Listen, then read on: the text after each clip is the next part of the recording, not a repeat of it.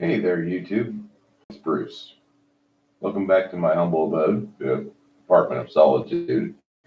All right, today it's a little bit different. We're going to do a quick live stream, probably about 10 minutes or less. I got a couple of comic books from the local FLGS, which also handles comics.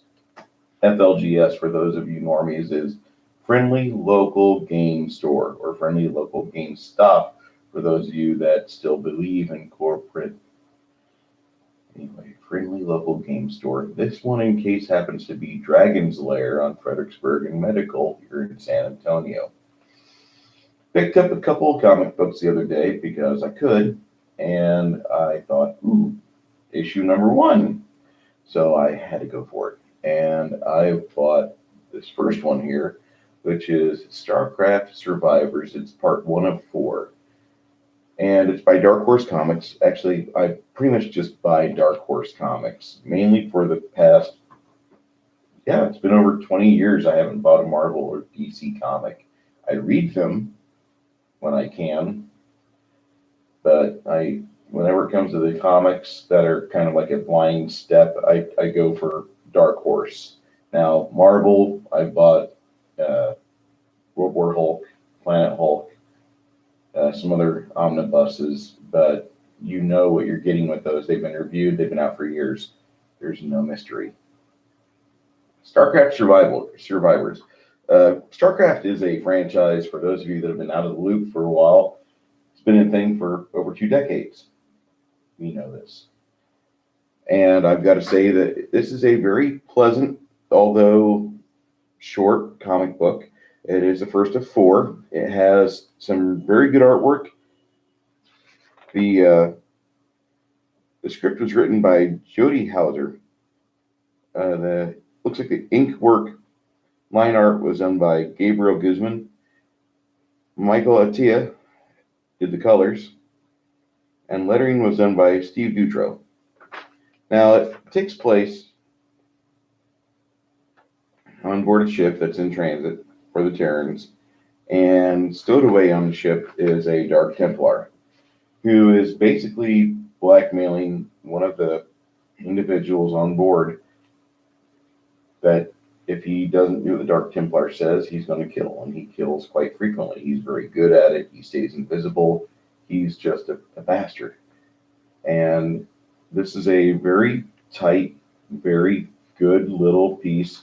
You've got about 3 main characters, some supporting cast around those, but the interactions between the Dark Templar and the poor sap, the poor little Terran that gets manipulated by the Dark Templar, those interactions are worth the $3.99 fee because it's really well written, and it is part 1 of 4. So if you're looking for a comic book that is going to have a limited shelf period, but it's in an established universe, you want something that's kind of good, you can have it sitting around, pick up every once in a while, and just admire the artwork because they do a very good job with the artwork. I do recommend Starcraft Survivors issue number 1. I believe it came out this month. I'm looking forward to issue number 2, and my copy is hopefully on the way. If it's not, it's on order. And that was I would say it's a solid 4 out of 5. The only issues with it is that it's short. And that's my biggest issue with comic books, is that they never seem to deliver the goods, that they never are long enough. And that's to be expected. This one here, for $4, you're basically getting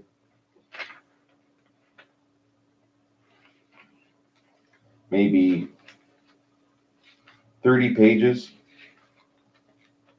But, I mean, the work is done very well. Actually, the cover is inferior to a lot of the interior work that's in this. Now, mind you, they've also got adverts for Critical Role's Vox Machina Origins in here. That seems to be the big thing Dark Horse is going to be pushing. There's a lot of money in it. Expect to see that all throughout the Dark Horse line. But you see all these wonderful little bits.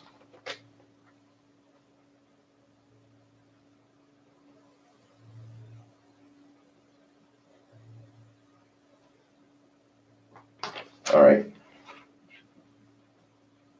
And as a primary, I'm a tabletop gamer for the most part when it comes to my hobby time, when it comes to my time off, when it comes to my time on, I'm whatever my boss needs me to be.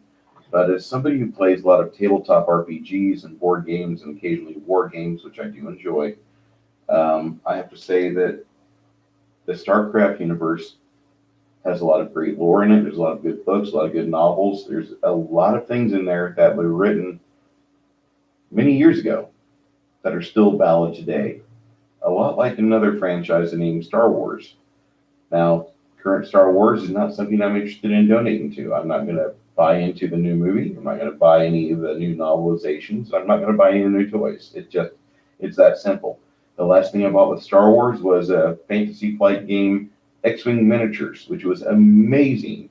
And it's probably one of the top 3 tabletop war games or skirmish games in play today. A lot of people still play that. There's a lot of other spin-offs in that Star Wars realm. But I just don't want to give money to Star Wars. They've nosedived their canon. They've nosedived everything that's worth reading, listening to, and worse yet, the movies. The movies used to be so good. And I hate to say that episodes 1, 2, and 3 were good, but when you compare them to The Last Jedi and The Force Awakens, I mean, Rogue One was all right, but I just can't get into it. And it looks like Blizzard kind of went on that same trail that Disney is going headfirst into, where pretty much they're going to herald a bunch of non-white male characters. But I've got to say, the StarCraft Survivors is really good as far as having a main character who's endured a lot of pain, a lot of suffering, and now he's being manipulated against his will to do really bad things. And as a reader, I had to have a couple times where I had to go reread things and just make sure I had the story straight, because comics are not like movies where something will happen for a split second, and unless you don't rewind it, you're not going to see it. You might just forget about it. But you can go back in comic books and flip back and see things and pick up little details here and there. About the third read through, I felt like I had the whole story so far. 4 out of 5.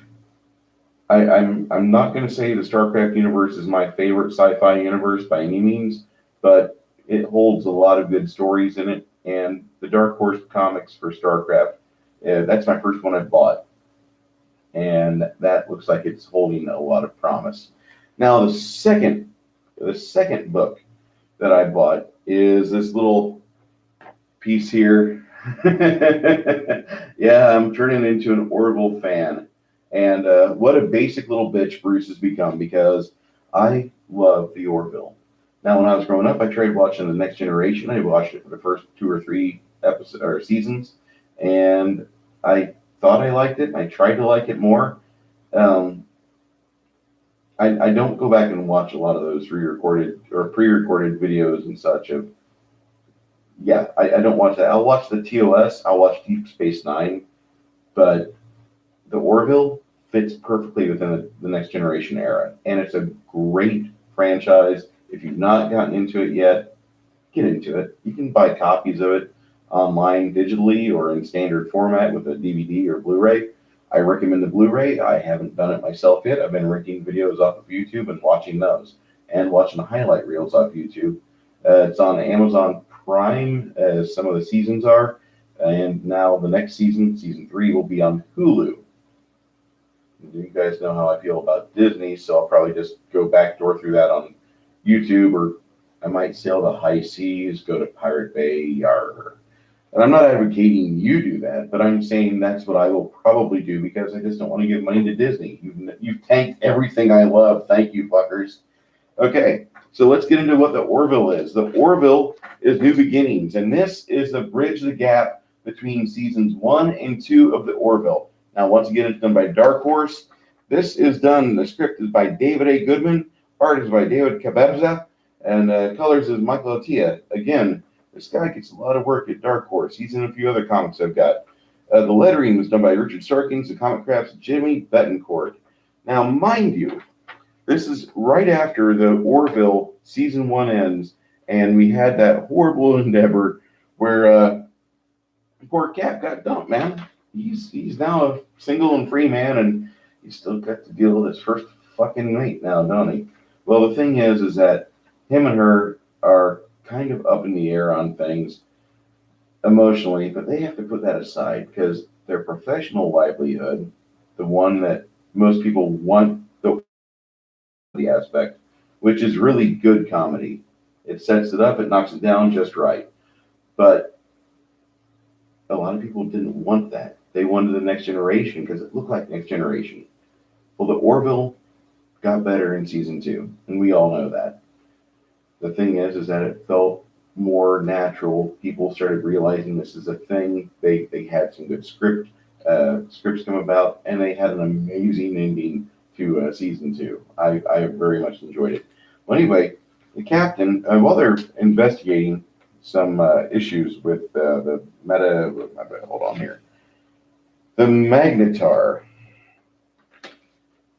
and you're gonna get a lot of magnetar in this the first half of this comic, as they're endeavoring to babysit an event orbiting magnetar, and you'll understand that. But they have to go through a situation, and they have a small distress signal. So the captain and Scott Grimes, his characters just slipped my mind because I've been watching The Boys lately, and I almost said his character name from Band of Brothers. Whoops!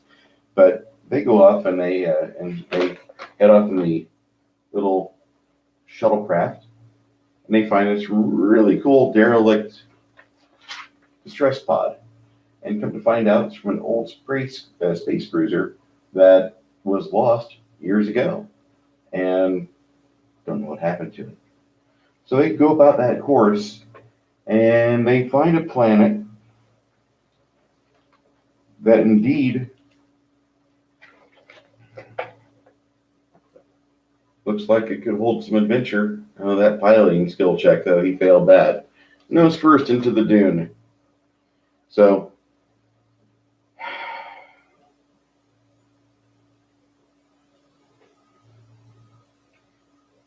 God, I'd never thought I'd miss the magnetar. And that line made me laugh. So anyway, back on the ship, back on the Orville, Kelly has to deal with Tuvok, and Tuvok's a little bit distressed. He wants his kid to go and involve himself with school. Well, his child isn't quite that old. Topa is in school, but the teacher informed me that he does not meet the age requirement. Fortis. Topa's only a few months old. I called him Tuvok, didn't I? He's only a few months old. The school doesn't accept children under the age of 3. He's quite old enough for schooling, and Clyden has been complaining that he cannot spend his day entertaining them. I'm sorry, but there's nothing. Who the hell is that? That is Topa. Topa, by the way, looks just as much a thing as the post-credit sequence Groot from Guardians of the Galaxy 2. He looks about that large. Now, Topa's like maybe a few months old, and the kid's sprouting pretty hard. Well, anyway, that was the parallel thing that Kelly has to deal with, and it's a very cute little thing, and it does offer her an individual who teaches classes does catch her eye because he's cute, and he does kind of look like Seth MacFarlane, so you have that. I would actually rate this a 4.5 out of 5. Now, this is only a 2-part comic book, so it's not going to be on shelves that long. I recommend you guys go to the stores and buy it now if you like the Orville. It is one of the best new comic books that's out. The Orville is a great series if you're looking for some great light science fiction that has a lot of opportunity for further media. And please, God, don't let Disney stick its little fucking tail in it and waggle it around. Oh, you guys are going to get woke now. I don't want to hear that. But you guys should really check out the Orville comics. And you really should also check out the Orville if you've not seen it yet. You've got 2 full seasons, which not like when we were growing up when things had 26 episodes a season. God damn, I miss the Orville days. 80s and 90s rocked. These 10 shows per season, what the hell is this shit? So anyway, you have about a full season of episodes. They say it's 2 seasons of the Orville. It's only about 13 episodes each, but it's really good. If you have the Fox streaming app, you get the last 3 episodes out of season 2 for free. I don't recommend you do any starting there. Go back to season 1. Start at it with the money shot that starts the entire series, and you'll understand that whenever you get to it. And support the Orville because it's actually one of the funniest shows on television, and it's going to Hulu now. I'm not really fond of that, like I said, but that comic book is $4 or $3.99 American United States dollars. And if you guys can come back again when I can wrap up another set of reviews, I'll be doing a chapter 2 and 3 of the City of Brass here as soon as I get the book in front of me and refresh myself on what happened with that. Hopefully you can start processing that video. I'll even do it in live stream. I'll just do a live stream of it. You guys have a great night. Thank you for stopping by the Apartment of Solitude. This is Bruce Lombardo, signing out.